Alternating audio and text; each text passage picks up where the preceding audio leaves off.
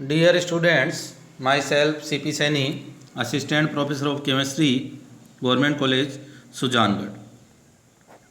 हम BSc second year में आज second part organic chemistry start करेंगे, जिसमें हमारे सबसे फर्स्ट चैप्टर है विद्युत चुम्बकीय स्पेक्ट्रम, या इसी का दूसरा नाम है अवशोषण स्पेक्ट्रम या स्पेक्ट्रा, इलेक्ट्रोमैग्नेटिक स्पेक्ट्रम और एब्जॉर्प्शन स्पेक्ट्रम।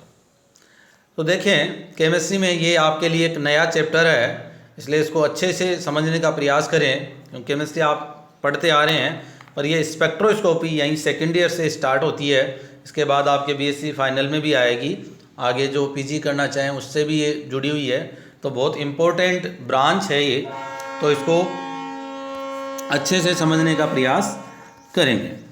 तो सबसे फर्स्ट देखिए हम स्पेक्ट्रोस्कोपी क्या होती है।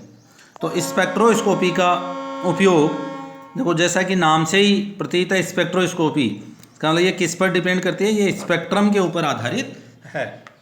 तो स्पेक्ट्रोस्कोपी का उपयोग कार्बनिक व अकार्बनिक यौगिकों की संरचना ज्ञात करने में किया जाता है। तो ये एक ऐसी टेक्निक है जिसके द्वारा कार्बनिक यौगिकों या अकार्बनिक यौगिकों उनकी संरचना ज्ञात करने में किया जाता है।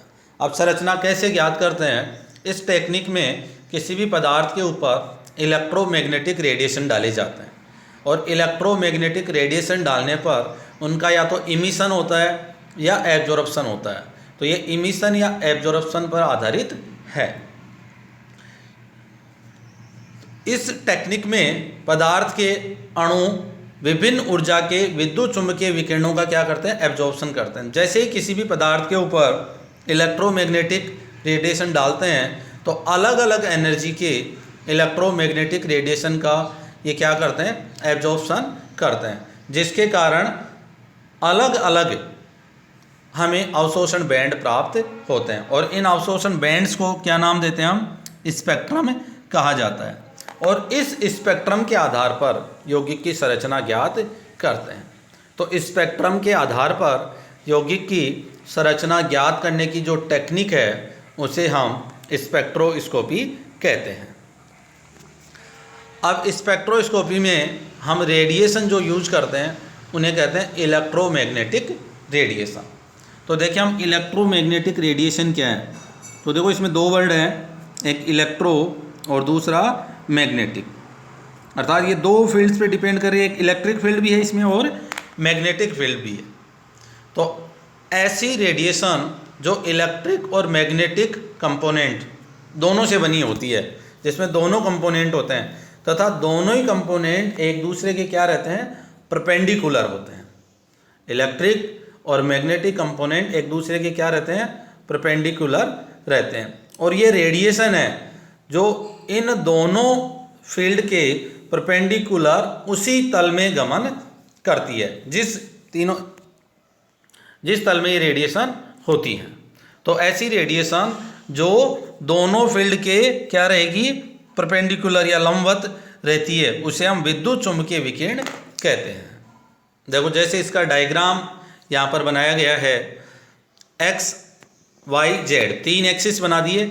तो देखो एक डार्क लाइन से बनाया मैंने, तो एक फील्ड तो हो गया डार्क लाइन वाला, दूसरा बनाया डॉटेड लाइन से, दोनों एक दूसरे के क्या है? परपेंडिकुलर है। और तीसरी बना दी हमने जेड एक्सिस के थ्रू रेडिएशन बना दी, जो क्या? इलेक्ट्रोमैग्नेटिक रेडिएशन को रिप्रेजेंट कर रही है। तो एक फील्ड इलेक्ट्रिक फील्ड, दूसरा मैग्नेटिक फील्ड, और इन दोनों के परपेंडिकुलर जो है वो क्या रहती है? इलेक्ट्रोमैग्नेटिक रेडिएशन रहती है। तो ये क्या डेफिनेशन हो जाएगी कि ऐसी रेडिएशन जो इलेक्ट्रिक और मैग्नेटिक दोनों कंपोनेंट से बनी होती है तथा दोनों कंपोनेंट के परपेंडिकुलर तल में गमन करती है, उसे हम इलेक्ट्रोमैग्नेटिक रेडिएशन कहते हैं। अब इलेक्ट्रोमैग्नेटिक रेडिएशन अलग अलग टाइप की होती हैं। बहुत सारी रेडिएशन के कॉम्बिनेशन से ये बनी होती है, जिनकी एनर्जी भी अलग अलग होती है। तो देखो इनको एनर्जी और वेवलेंथ के आधार पर अरेंज करके एक ऑर्डर बनाया, जिसके बारे में बहुत बार पूछा जाता है। तो इस ऑर्डर को अच्छे से लर्न करेंगे। जैसे देखें एनर्जी और वेवलेंथ के आधार पर किस तरह से इसको अरेंज किया है। तो देखिए एक तरफ जो लेफ्ट हैंड साइड में एरो जा रहा है वो तो इंक्रीजिंग एनर्जी को दर्शाता है, और राइट हैंड साइड में जो एरो जा रहा है वो इंक्रीजिंग वेवलेंथ को दर्शाता है। तो एनर्जी के रेस्पेक्ट में देखें तो सबसे ज़्यादा एनर्जी किसकी है? कॉस्मिक रेज की। देन gamma rays, X rays, UV, visible, IR, microwaves और रेडियो वेव्स। तो एनर्जी के रेस्पेक्ट में सबसे ज़्यादा एनर्जी तो है कॉस्मिक रेज की और सबसे कम एनर्जी है रेडियो वेव्स की। यदि वेवलेंथ के आधार पे देखें तो सबसे ज़्यादा वेवलेंथ किसकी है? रेडियो वेव्स की, और वेवलेंथ सबसे कम कॉस्मिक रेज की। क्यों? क्योंकि वेवलेंथ और एनर्जी एक दूसरे की क्या रहती हैं? इन्वर्सली प्रोपोर्शनल का इनके बीच में रिलेशन होता है। तो जिसकी एनर्जी ज़्यादा है उसकी वेवलेंथ कम होगी, और जिसकी एनर्जी कम है उसकी वेवलेंथ ज़्यादा होगी। इस तरह से ये पूरा इनकी एनर्जी और वेवलेंथ के आधार पर क्रम होता है, जो बहुत बार पूछा जाता है। नेक्स्ट, सभी विकिरण समान वेग से प्रोपोगेट होती हैं, अर्थात इनका वेग सबका क्या रहता है? समान। और वो वेग कितना रहता है? जो सनलाइट का रहता है, प्रकाश की विकिरणों के वेग के बराबर इनका वेग होता है 3:10⁸ मीटर पर सेकेंड। इनके प्रोपोगेशन के लिए मीडियम की आवश्यकता नहीं होती है तथा इनकी एनर्जी व वेवलेंथ डिफरेंट होती है। इनके लिए किसी भी मीडियम की आवश्यकता नहीं होती है, और एनर्जी और वेवलेंथ का हमने ऑर्डर देखा वो इनके लिए अलग अलग होती है। पदार्थ के अणुओं एवं इलेक्ट्रोमैग्नेटिक रेडिएशन के इंटरेक्शन या अंतःक्रिया से इलेक्ट्रोमैग्नेटिक रेडिएशन का विभाजन हो जाता है, जिससे प्राप्त स्पेक्ट्रम को इलेक्ट्रोमैग्नेटिक स्पेक्ट्रम कहते हैं। जैसे ही किसी पदार्थ पर इलेक्ट्रोमैग्नेटिक रेडिएशन डालते हैं तो इनमें इंटरेक्शन होता है, और इस इंटरेक्शन से इलेक्ट्रोमैग्नेटिक रेडिएशन का क्या हो जाता है? विभाजन हो जाता है, उसका डिवाइडेशन हो जाता है, जिसके कारण एक स्पेक्ट्रम प्राप्त होता है। उस स्पेक्ट्रम को इलेक्ट्रोमैग्नेटिक स्पेक्ट्रम कहते हैं। अब ये जो स्पेक्ट्रम हमें प्राप्त हो रहे हैं इलेक्ट्रोमैग्नेटिक रेडिएशन के कारण, ये स्पेक्ट्रम दो प्रकार के होते हैं। कौन कौन से? एक इमिशन और दूसरा एब्जॉर्प्शन। तो देखो दोनों स्पेक्ट्रम को अलग अलग यहाँ पर एक्सप्लेन किया है। तो सबसे फर्स्ट देखिए हम इमिशन स्पेक्ट्रा या उत्सर्जन स्पेक्ट्रा, जैसा कि नाम से ही है कि इसके ऊपर जैसे ही हम इलेक्ट्रोमैग्नेटिक रेडिएशन डालते हैं तो रेडिएशन क्या क्या होता है? इमिशन होता है या उत्सर्जन होता है। देखो इसमें पदार्थ को ऊर्जा दी जाती है तो पदार्थ के परमाणु या अणु अतिरिक्त ऊर्जा को इलेक्ट्रोमैग्नेटिक रेडिएशन के रूप में रिलीज कर देते हैं। यह विकिरण डिटेक्टर से होते हुए रिकॉर्डर में जाते हैं और हमें उत्सर्जन स्पेक्ट्रा प्राप्त होते हैं। देखो किस तरह से, जैसे मान लीजिए एक ये हमने सैंपल लिया है, सैंपल ले लिया और उसके ऊपर हमने जैसे इलेक्ट्रोमैग्नेटिक रेडिएशन डाल रहे हैं तो देखो बहुत सारे रेडिएशन इसमें से बाहर निकलते जा रहे हैं। बाहर निकल रहे हैं इसका मतलब क्या हो रहा है? इसमें उत्सर्जन हो रहा है रेडिएशन का, और ये उत्सर्जन होते हुए विकिरण किस में जाएंगे? डिटेक्टर में, और डिटेक्टर से ये किस में जाते हैं? रिकॉर्डर में चले जाते हैं। इस तरह से जो स्पेक्ट्रा प्राप्त होता है उसे हम उत्सर्जन स्पेक्ट्रा कहा जाता है। दूसरा है अवशोषण स्पेक्ट्रा या एब्जॉर्प्शन स्पेक्ट्रा। इसमें भी जैसा नाम से ही है, इसमें क्या होगा? अवशोषण हो जाएगा। इसमें पदार्थ को ऊर्जा दी जाती है तो इस ऊर्जा को पदार्थ के अणु या परमाणु क्या करते हैं? एब्जॉर्ब कर लेते हैं। केवल कुछ इलेक्ट्रोमैग्नेटिक रेडिएशन ही बाहर निकलते हैं, जिन्हें डिटेक्टर के द्वारा रिकॉर्डर में भेजते हैं और हमें अवशोषण स्पेक्ट्रा प्राप्त होते हैं। देखो जैसे ये हमारे पास में सैंपल है, इस सैंपल में क्या डाल रहे हैं हम? EMR का मतलब इलेक्ट्रोमैग्नेटिक रेडिएशन। देखो इनको 3 के द्वारा शो किया है, और फिर यहाँ इसमें से केवल कुछ विकिरण निकल रहे हैं, होता है एक ही निकल रहा है, अर्थात पदार्थ के अणु क्या है? EMR को एब्जॉर्ब कर लेते हैं, और ये कुछ विकिरण कहाँ जाते हैं? डिटेक्टर में, और डिटेक्टर से रिकॉर्डर में जाते हैं जहाँ हमें स्पेक्ट्रा प्राप्त हो जाता है। इस तरह से जो स्पेक्ट्रम प्राप्त होगा उसे हम अवशोषण स्पेक्ट्रा कहते हैं। इस तरह से किसी भी पदार्थ और इलेक्ट्रोमैग्नेटिक रेडिएशन के इंटरेक्शन से 2 तरह के स्पेक्ट्रा प्राप्त होते हैं। इमिशन से प्राप्त होता है उसे इमिशन स्पेक्ट्रा, और एब्जॉर्प्शन से जो प्राप्त होता है उसे एब्जॉर्प्शन स्पेक्ट्रा कहते हैं। यौगिक के स्पेक्ट्रा का अध्ययन करके उनकी स्ट्रक्चर ज्ञात करते हैं और इस टेक्निक को क्या नाम देते हैं हम? स्पेक्ट्रोस्कोपी कहा जाता है। इस तरह से हम पूरी कंप्लीट स्पेक्ट्रोस्कोपी की डेफिनेशन लिखते हैं। ओवरऑल शॉर्ट में हम इसको बोलें तो ये टेक्निक इलेक्ट्रोमैग्नेटिक रेडिएशन और पदार्थ के इंटरेक्शन पर आधारित है, जिससे इलेक्ट्रोमैग्नेटिक रेडिएशन का एब्जॉर्प्शन या इमिशन होता है, जिसके कारण प्राप्त स्पेक्ट्रा के द्वारा यौगिक की स्ट्रक्चर ज्ञात की जाती है और इस टेक्निक को हम स्पेक्ट्रोस्कोपी कहते हैं। अब इमिशन या एब्जॉर्प्शन के आधार पर स्पेक्ट्रोस्कोपी भी कितने प्रकार की हो जाती है? 2 प्रकार की। कि जो इमिशन के ऊपर आधारित होगी या जो इमिशन से स्पेक्ट्रा प्राप्त होगा वो इमिशन स्पेक्ट्रोस्कोपी, और जो एब्जॉर्प्शन से प्राप्त होगा वो होगी एब्जॉर्प्शन स्पेक्ट्रोस्कोपी। इस तरह से स्पेक्ट्रोस्कोपी 2 प्रकार की हो जाती है, परंतु इन दोनों में से भी एब्जॉर्प्शन स्पेक्ट्रोस्कोपी मेन होती है या मुख्य होती है, जिसके आधार पर यौगिकों की स्ट्रक्चर ज्ञात की जाती है या जिसका उपयोग अधिकतम हम करते हैं। तो मेनली हम सिलेबस में एब्जॉर्प्शन स्पेक्ट्रोस्कोपी या अवशोषण स्पेक्ट्रोस्कोपी के बारे में ही अध्ययन करेंगे। तो ऐसा उपकरण जिससे स्पेक्ट्रम प्राप्त होता है उसे हम स्पेक्ट्रोमीटर कहा जाता है। बहुत बार इसका नाम ही पूछ लिया जाता है, कॉम्पिटिटिव एग्जाम्स में तो बहुत बार पूछा जाता है। अपने यहाँ शॉर्ट क्वेश्चन में ये पूछा जा सकता है कि स्पेक्ट्रम प्राप्त ज्ञात करने के उपकरण को क्या कहते हैं हम? स्पेक्ट्रोमीटर। देखो जैसे ये सोर्स से हम क्या डालेंगे? Electromagnetic radiation. किस पे जाएंगे वो? सैंपल पर। सैंपल से लाइट किस में कन्वर्ट होगी? मोनोक्रोमेटर। मोनोक्रोमेटर क्या करता है?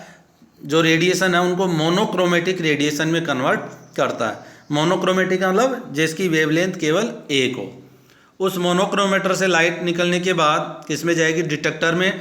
डिटेक्टर से रिकॉर्डर में, जहाँ में स्पेक्ट्रम प्राप्त हो जाता है। और ये पूरा एपरेटस क्या कहलाता है? स्पेक्ट्रोमीटर। अब हमने देखा कि यहाँ हम अवशोषण स्पेक्ट्रोस्कोपी का अध्ययन करेंगे। तो अवशोषण स्पेक्ट्रम के आधार पर स्पेक्ट्रोस्कोपी 3 प्रकार की होती है। 3 प्रकार की कौन कौन सी है? फर्स्ट है पैराबैंगनी स्पेक्ट्रोस्कोपी या अल्ट्रावायलेट स्पेक्ट्रोस्कोपी। अल्ट्रावायलेट जैसे नाम से, इसमें जो पदार्थ है वो अल्ट्रावायलेट रीजन की रेडिएशन का एब्जॉर्प्शन करता है। देखो इसमें पदार्थ के अणुओं द्वारा प्रकाश के विजिबल व अल्ट्रावायलेट क्षेत्र से अवशोषण होता है। जैसा हमने अभी एनर्जी और वेवलेंथ के आधार पर ऑर्डर देखा है, उसमें 2 रेंज बना रखे हमने, एक विजिबल और एक अल्ट्रावायलेट। तो इस स्पेक्ट्रोस्कोपी में विजिबल और अल्ट्रावायलेट क्षेत्र से अवशोषण होता है। इस क्षेत्र में अवशोषण से अणुओं के इलेक्ट्रॉन उत्तेजित होकर कहाँ चले जाते हैं? उच्च ऊर्जा में चले जाते हैं।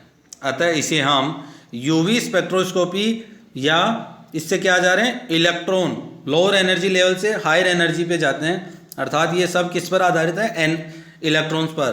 तो इसका दूसरा नाम क्या है? इलेक्ट्रॉनिक स्पेक्ट्रोस्कोपी भी इसे हम कह देते हैं। और देखो इसकी रेंज क्या होगी? इसकी रेंज तरंग दैर्ध्य के रूप में 200 से 800 नैनोमीटर होती है। 200 से 400 तक विजिबल और 400 से 800 तक अल्ट्रावायलेट रीजन आता है, जिसको हमने कमांड रूप से यहाँ लिख दिया। 200 से 800 नैनोमीटर वेवलेंथ की जो रेंज है वो पराबैंगनी स्पेक्ट्रोस्कोपी में उपयोग की जाती है। दूसरी है इंफ्रारेड स्पेक्ट्रोस्कोपी या अवरक्त स्पेक्ट्रोस्कोपी। इसमें प्रकाश के इंफ्रारेड क्षेत्र से विकिरणों का अवशोषण होता है और इस क्षेत्र में अवशोषण से अणुओं में कंपन होते हैं, अतः इसे वाइब्रेशन स्पेक्ट्रोस्कोपी भी कहते हैं। इसमें कौन सी रेंज का एब्जॉर्प्शन होगा? इंफ्रारेड से। और इंफ्रारेड से इसमें केवल क्या होते हैं? वाइब्रेशन होते हैं। अणु में इलेक्ट्रॉन का एक्साइटेशन नहीं हो पाता, केवल वाइब्रेशन होते हैं। अतः इंफ्रारेड स्पेक्ट्रोस्कोपी का दूसरा नाम क्या देते हैं? वाइब्रेशन स्पेक्ट्रोस्कोपी भी कहा जाता है। इसकी देखो वेवलेंथ की रेंज क्या है? 2.5 नैनोमीटर म्यू माइक्रोमीटर से 15 माइक्रोमीटर तक होती है। और 1 माइक्रोमीटर सब जानते हैं 10³ नैनोमीटर होता है। थर्ड स्पेक्ट्रोस्कोपी है न्यूक्लियर मैग्नेटिक रेजोनेंस, या जिसे हम शॉर्ट में बोलते हैं NMR, नाभिकीय चुंबकीय अनुनाद स्पेक्ट्रोस्कोपी। इसमें प्रकाश के रेडियो वेव क्षेत्र से विकिरणों का अवशोषण होता है। जो देखो हमने ऑर्डर में देखा था, रेडियो वेव्स की एनर्जी सबसे कम है और वेवलेंथ सबसे ज़्यादा है, तो रेडियो वेव्स का एब्जॉर्प्शन किस में होगा? NMR में। देखो ऊपर वाली दो में तो नाम से ही हमें बता सकते हैं, पराबैंगनी में पराबैंगनी क्षेत्र से, इंफ्रारेड या अवरक्त में अवरक्त क्षेत्र से, जबकि इसमें अलग है। तो ये बहुत बार पूछते हैं NMR का। तो NMR में रेडियो वेव क्षेत्र से विकिरणों का अवशोषण होता है। इसमें अणुओं में उपस्थित प्रोटॉन विभिन्न प्रकार की पीक्स दर्शाते हैं। तो रेडियो वेव्स से क्षेत्र से एनर्जी एब्जॉर्ब करके इसमें प्रोटॉन विभिन्न प्रकार की पीक्स दर्शाते हैं। तो ये प्रोटॉन स्पेक्ट्रोस्कोपी भी इसको हम नाम देते हैं, क्योंकि ये प्रोटॉन पर आधारित है। इसकी जो रेंज है वो 1 से 5 मीटर होती है। इस रेंज में रेडियो वेव्स आती है। इस तरह से अवशोषण के आधार पर मुख्यतः 3 प्रकार की स्पेक्ट्रोस्कोपी है, पराबैंगनी, अवरक्त और NMR। तो हम BSc सेकेंड ईयर में इन तीनों में से 2 के बारे में अध्ययन करेंगे, एक पराबैंगनी स्पेक्ट्रोस्कोपी और दूसरी अवरक्त स्पेक्ट्रोस्कोपी या IR, और तीसरी जो है NMR, इसके बारे में हम BSc फाइनल में स्टडी करेंगे। तो अब हम इस चैप्टर में आगे वाले वीडियो में UV स्पेक्ट्रोस्कोपी को स्टार्ट करेंगे। हमारे सिलेबस में UV और IR दोनों दे रखी है, तो पहले हम UV को पढ़ेंगे, उसके बाद हम IR स्पेक्ट्रोस्कोपी को पढ़ेंगे। तो UV के आधार पर किस तरह से यौगिक स्ट्रक्चर ज्ञात करते हैं और IR के आधार पर किस तरह से करते हैं, जिनको हम डिटेल से पढ़ेंगे। Thank you.